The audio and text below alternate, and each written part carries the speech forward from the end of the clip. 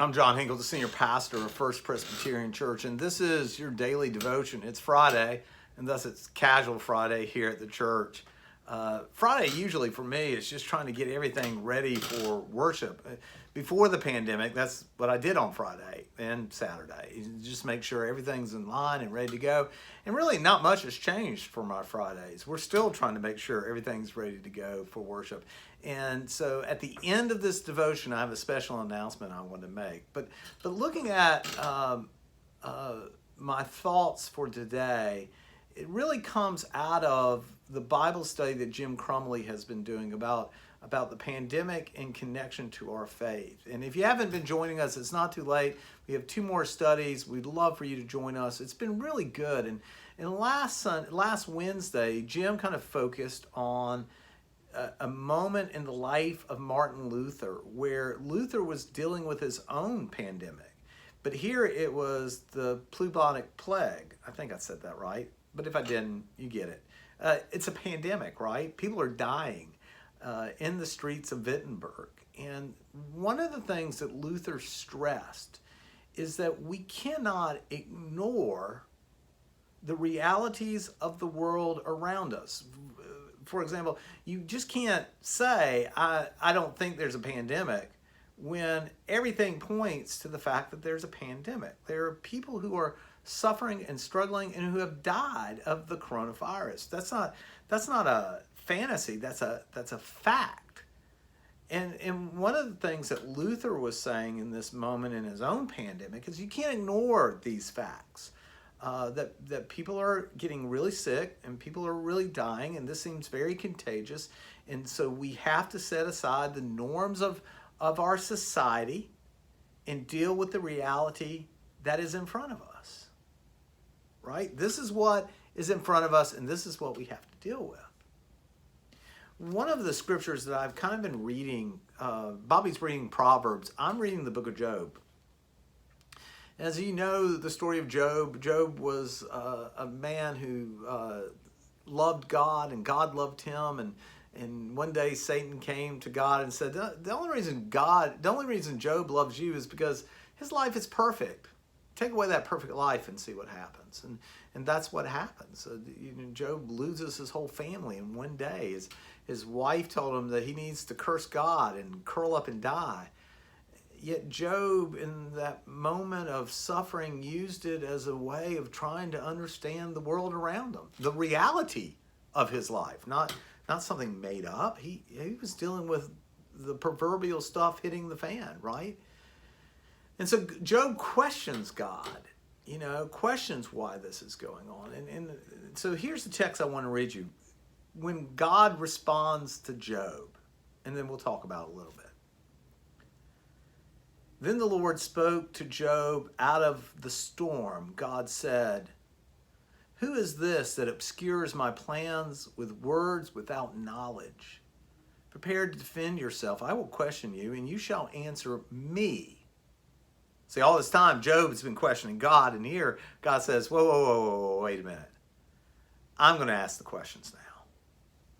And God says to Job, "Where were you when I laid the earth's foundation? Tell me if you understand.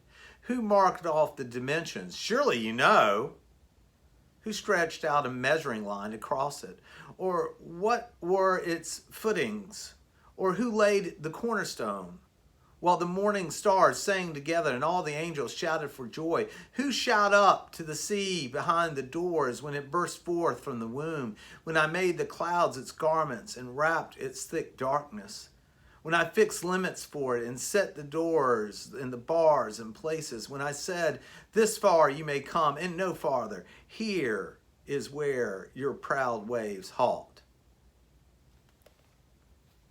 And that's just the beginning of God's questions to Job. But it's a reminder for me that, as I say a lot, and maybe you get tired of it, but there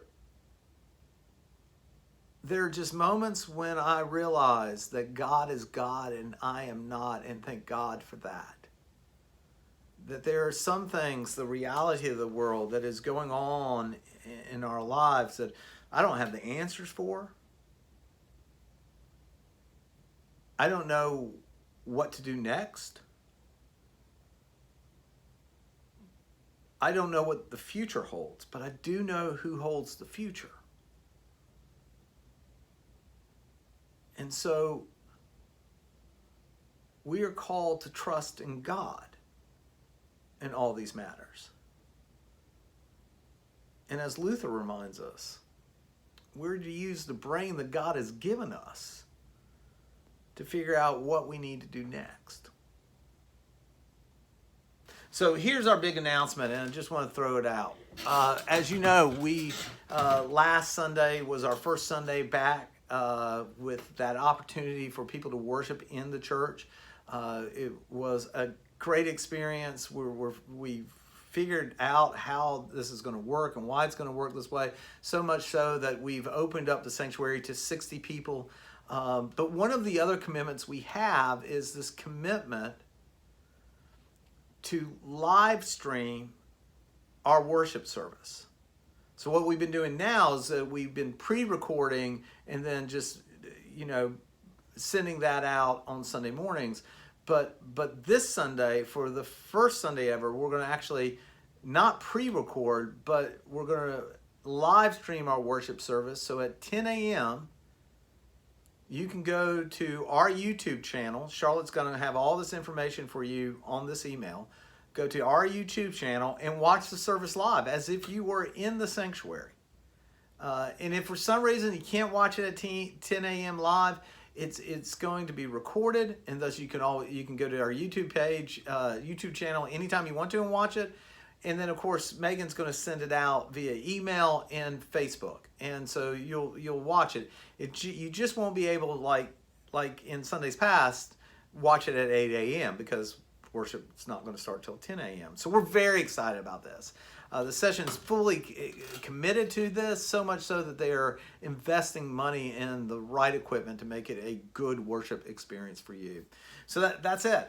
That's my devotion. That's the big announcement. If you have any questions, call us. Leave a message if we're not here, and we'll get back to you. And we'll make sure that whatever you're dealing with, we'll help you out. So y'all have a great day. It's Friday. Enjoy the day. Enjoy just being alive.